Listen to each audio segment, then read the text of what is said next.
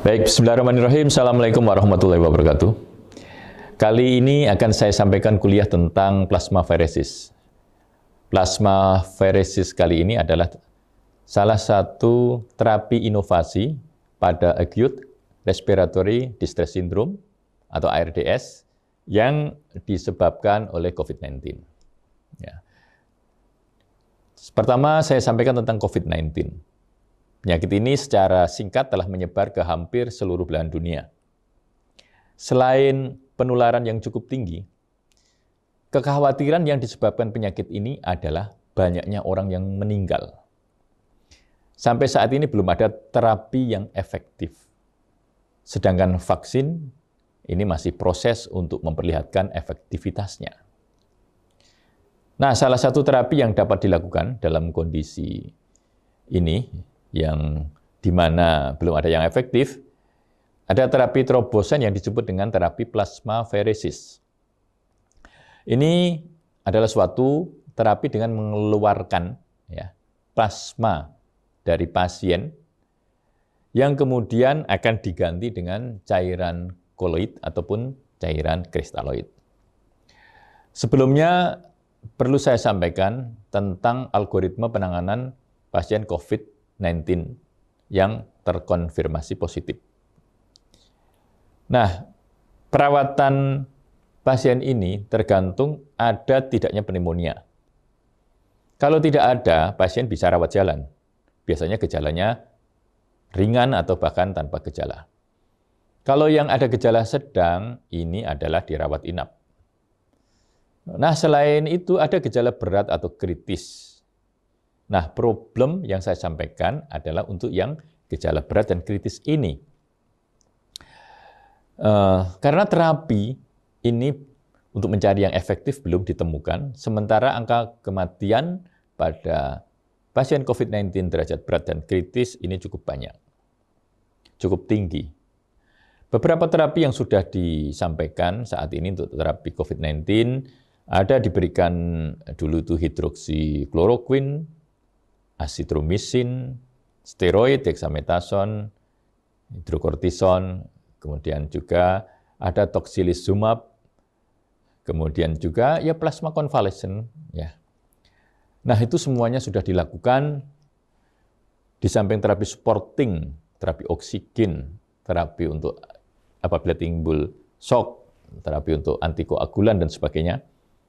Macam-macam terapi itu masih belum menampakkan hasil yang menggembirakan, masih juga angka kematiannya cukup tinggi.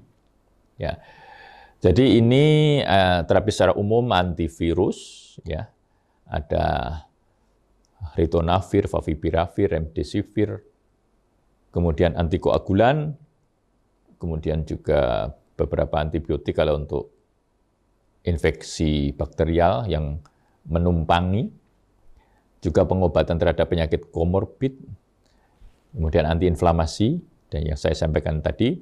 Kemudian terapi oksigen pun juga bervariasi, mulai dari yang memakai non-rebreathing masker, sampai 15 liter per menit, juga HFNC, high flow, nasal kanul. Ini juga terus dikembangkan. Di samping itu imunomoderator. Dan yang sedang dalam proses penelitian adalah terapi plasma konvalesen. Dan saat ini yang saya akan presentasikan adalah terapi plasma exchange atau pheresis atau plasmapheresis. Sebelum melangkah ke sana, saya sampaikan tentang apheresis.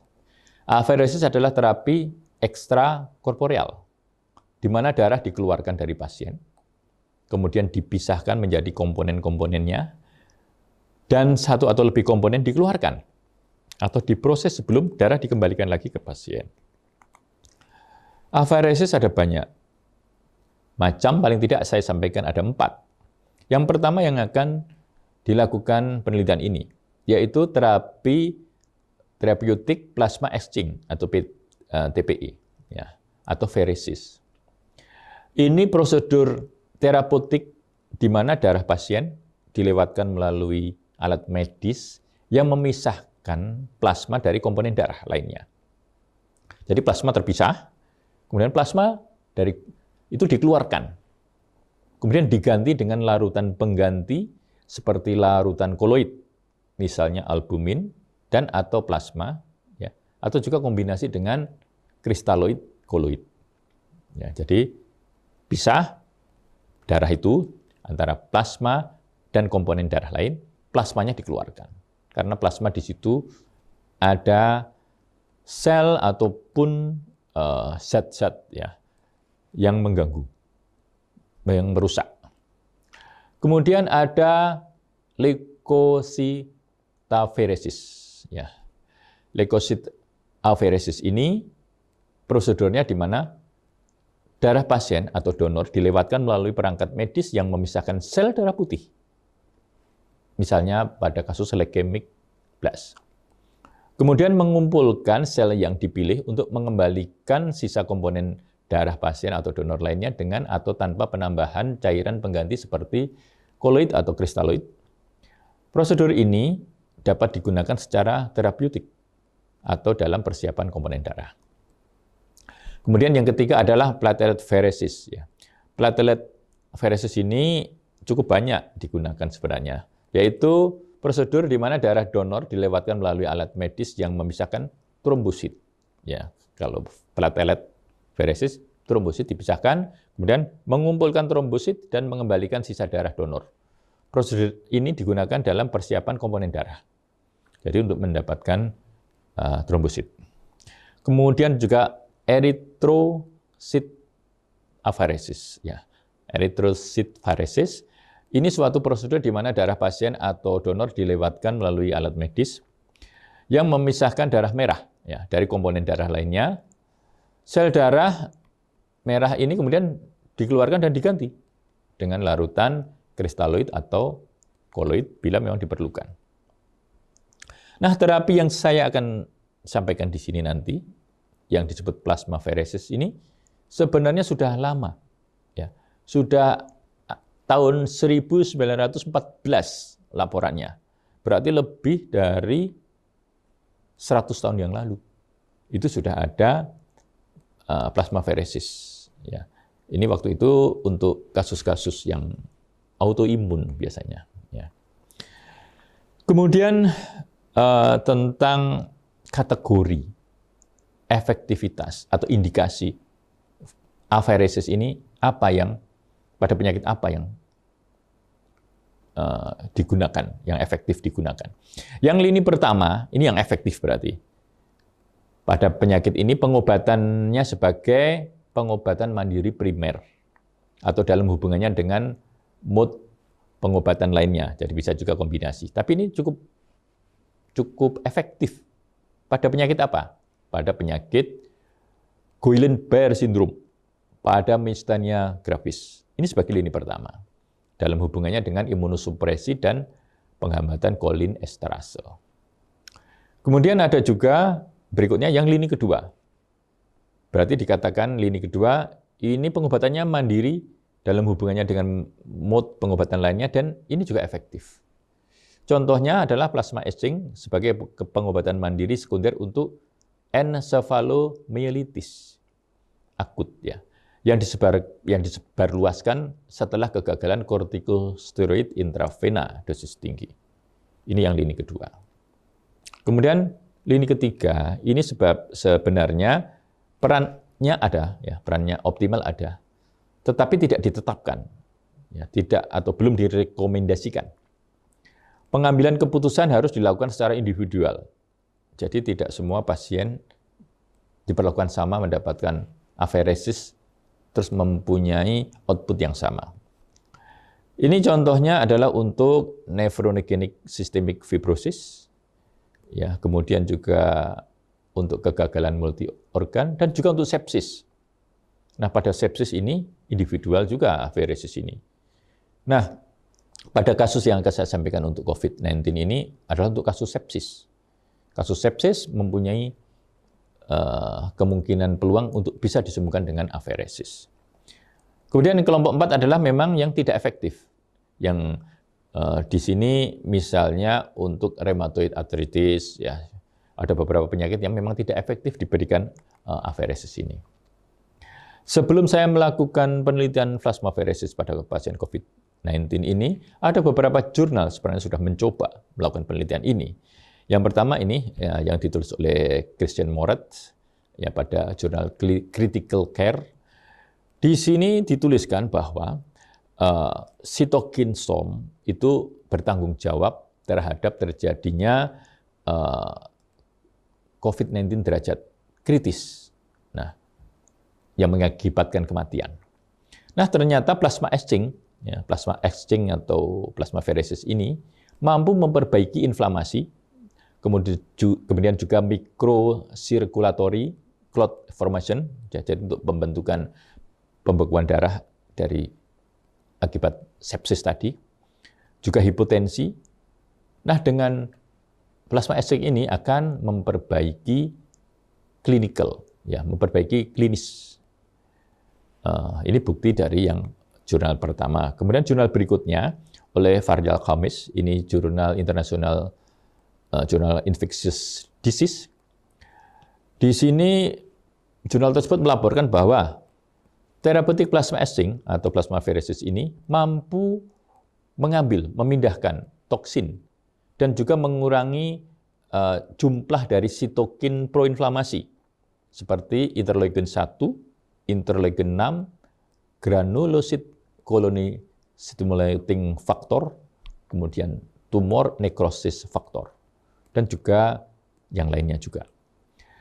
Nah, dari jurnal ini dilaporkan efektif TPE ini, tapi lebih efektif lagi apabila digunakan pada early stage, ya, pada awal-awal dari kasus kritis tadi. Jadi belum terlambat, maksudnya ini lebih efektif apabila dilakukan plasma exchange. Kemudian jurnal yang lainnya seperti Bullein Gusit Mes, ini pada jurnal Critical Care juga melaporkan tentang therapeutic plasma exchange ini. Ternyata di sini ada perbaikan loss dari ICU, ya, length of stay dari ICU itu jadi penurunan, kemudian juga angka-angka laktat dehidrogenase (LDH), D-dimer, ferritin, interleukin 6, kreatif protein atau CRP, dan prokalsitonin ini juga menurun. Jadi hal-hal yang berhubungan dengan beratnya, keparahan dari inflamasi, parameter tersebut setelah dilakukan therapeutic plasma exchange menurun. Sehingga nanti tentunya diharapkan terjadi perbaikan klinis. Kemudian jurnal berikutnya melaporkan suatu case report oleh Philip Gates. Ini jurnalnya oleh di Open Medical Case Report menyampaikan bahwa memang pada derajat berat, derajat kritis dari COVID-19 ini adalah akibat sitokin storm.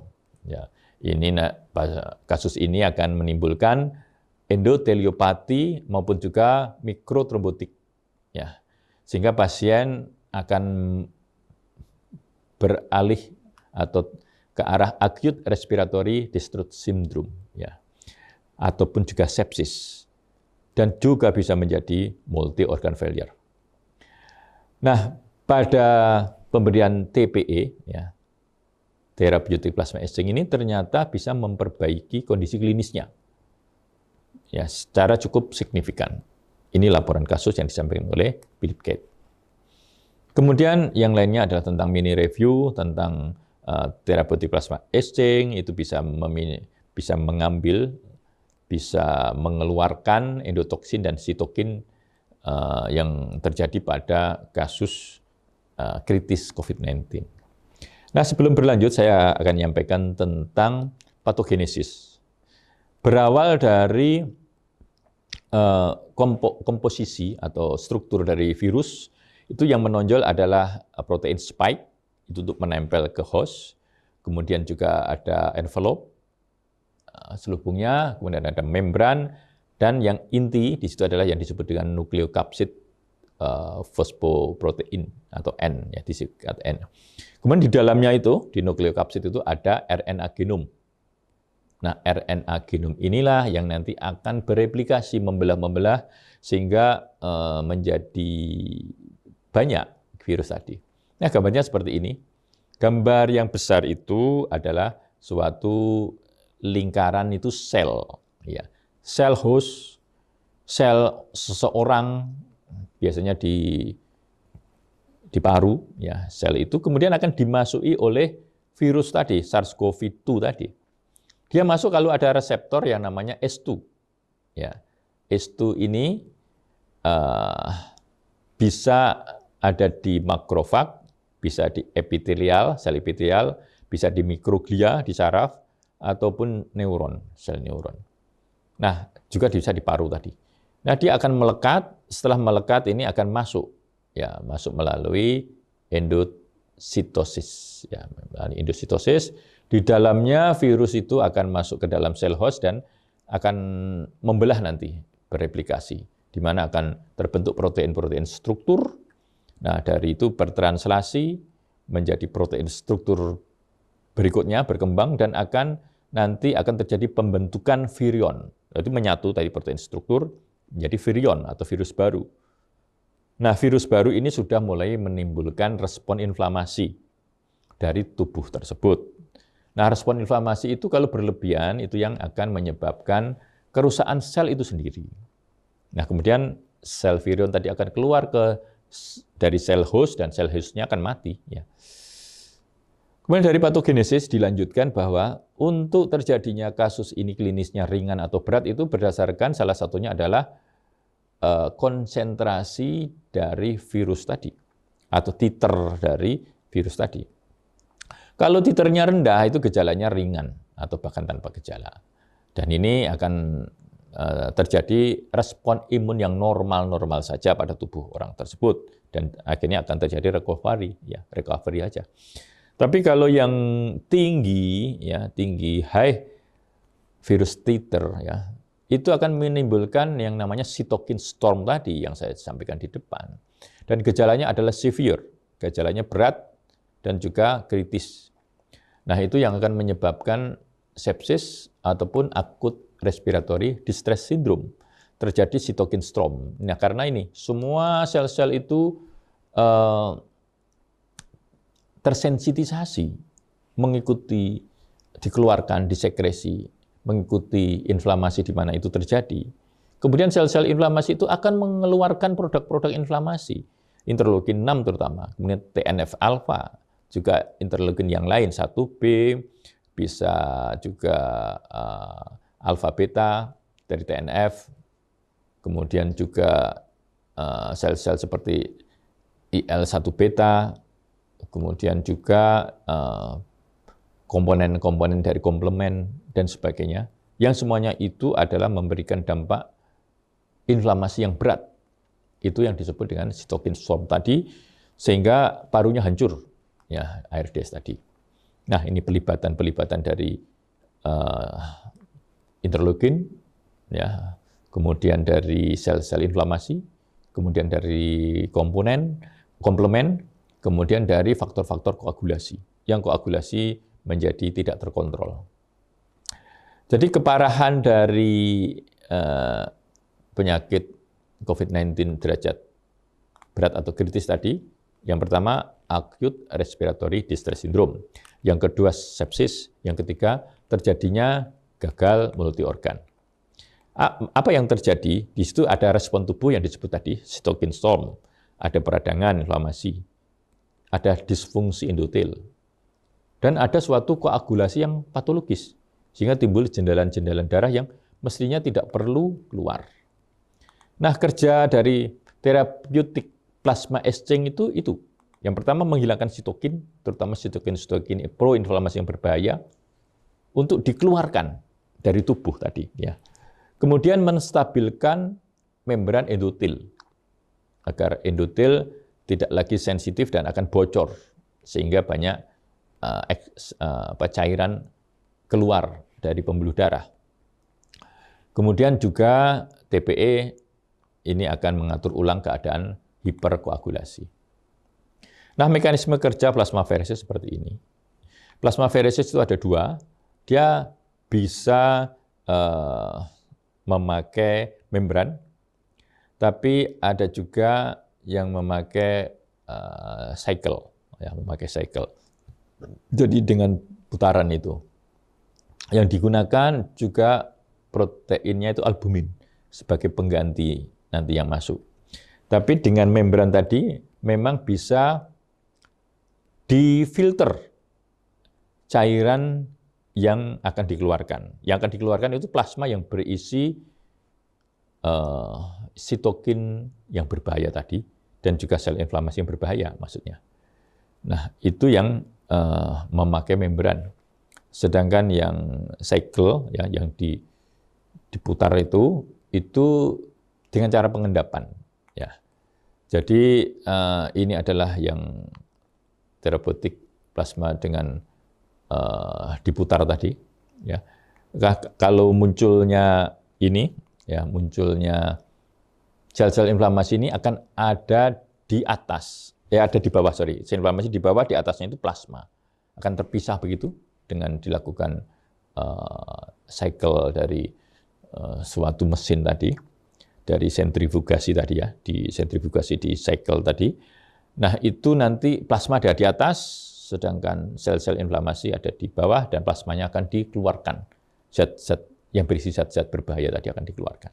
Ini penelitian yang saya lakukan, itu sudah ada ethical clearance, suatu perizinan penelitian, dan kita menggunakan centrifuge therapeutic plasma etching, memakai cycle tadi, karena memang pertimbangannya ini lebih sederhana, ya.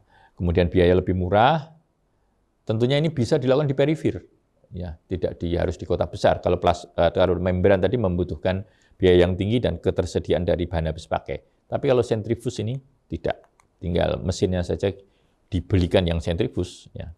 Kemudian saya gunakan pada kasus-kasus COVID-19 derajat berat, yang positif COVID-19 dan pneumonia berat atau ARDS, usia antara 18 sampai 70 tahun. Kriteria eksklusi tentu saja yang menolak, ataupun pada kondisi hemodinamik tidak stabil. Ini juga kita eksklusi karena nanti akan mengganggu hasil penelitian. Juga pasien dalam kondisi shock, ya, ataupun bahkan orang yang tanpa gejala dan gejala ringan. Itu kita eksklusi karena kelompok orang tanpa gejala dan gejala ringan ini tidak perlu TPE, sudah sembuh dengan pengobatan standar, sudah sembuh. Nah, prosedur dari plasmaferesis ini pasien dicek laboratorium darah rutin, ya, terutama albumin dan elektrolit, karena nanti akan menentukan langkah berikutnya.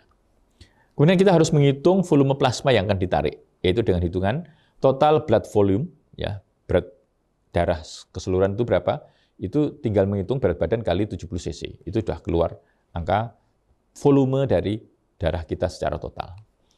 Kemudian kita hitung juga plasma blood volume, yaitu dari total tadi, total blood flow, kemudian dikalikan 100 dengan selisih hematokrit. Ya, jadi hematokrit cukup penting untuk data ini. Dan kemudian kita akan tarik, ya, kita akan keluarkan plasma sesuai hitungan dari ini, dari plasma blood volume tadi. Cairan pengganti ini diberikan biasanya, ya, kami menggunakan albumin, ya, 5%, ya, tinggi 5%, 1000 cc, dan sisanya nanti NaCl 0,9 cc.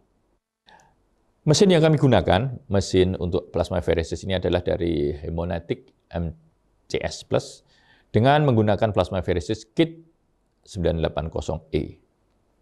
Prosedur plasmaferesis dilakukan sebanyak 2 kali sesuai klinis pasien. Ya, sesuai klinis pasien, kalau sudah membaik, benar ya mungkin sekali, tapi kalau belum kita bisa ulang 2 kali.